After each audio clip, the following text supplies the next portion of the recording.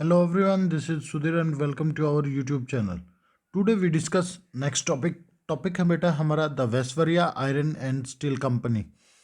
पिछली जो क्लास थी बेटा उसके अंदर हमने डिस्कस किया था Indian iron and steel company के बारे में। तो आज हम जो डिस्कस कर रहे हैं वो कर रहे हैं the Visvesvaraya iron and steel company.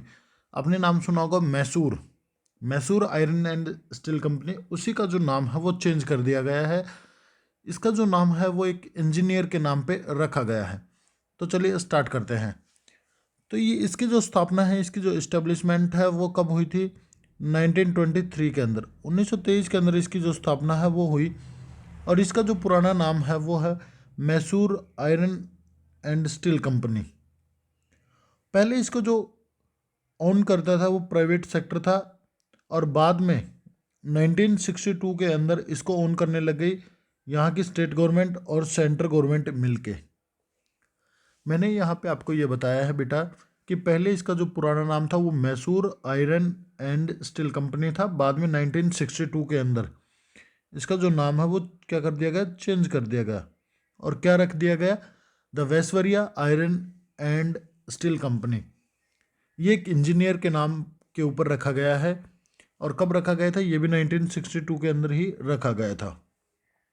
इसकी जो लोकेशन है वो है भद्रावती नामक स्थान है, वहाँ पे है। और कौन सी नदी के तट पर है ये? भद्रावती जो रिवर है उसी के कोस्ट के ऊपर है ये। शिमोगा डिस्ट्रिक्ट में है। और शिमोगा डिस्ट्रिक्ट कहाँ पे है? कर्नाटका में। तो कहने का मतलब ये है कि ये जो वेस्वरिया आयरन एंड स्टील कंपनी है ये कहाँ पे है? कर्नाटका में। और कर्नाटका में कहाँ पे? शिमोगा डिस्ट्रिक्ट में। और शिमोगा डिस्ट्रिक्ट में भद्रावती नामक स्थान पर है। अब यहाँ पे बात करते हैं इसको जो रॉ मटेरियल वो कहाँ कहाँ से मिलता है, वो सारी जो चीज़ें हैं वो डिस्कस है वो करेंगे बेटा। अब देखिए, इसको जो आयरन ओर है वो चिकमंगलूर से मिलता है। और ये इसमें आपको हाई क्वालिटी का जो आयरन ओर है वो देखने को मिलता है। हेमेटाइट ही इस्तेमाल होता है।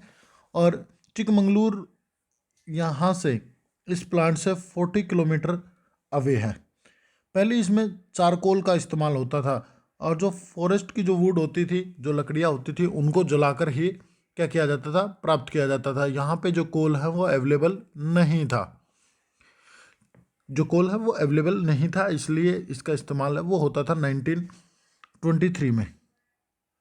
कब? 1923 की बात कर रहा हूँ बेटा मैं यहाँ पे।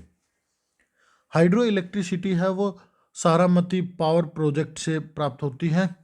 और लाइमस्टोन भुंडीगुड़ा एक स्थान है, ये भी भुंडीगुड़ा, वहाँ से प्राप्त होता है। ये भी कर्नाटका के अंदर है। और इसकी जो डिस्टेंस है वो 25 किलोमीटर है।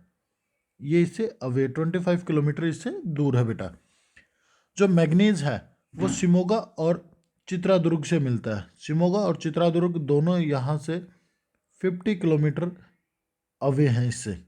और ट्रांसपोर्ट की यदि मैं बात करूँ तो यहाँ पे बीरू शिमोगा रेलवे लाइन है, ताकि आसानी से इसका जो भी प्रोडक्ट है या जो आयरन ओर है उसको आसानी से क्या किया जा सकता है? ट्रांसपोर्ट है वो किया जा सकता है।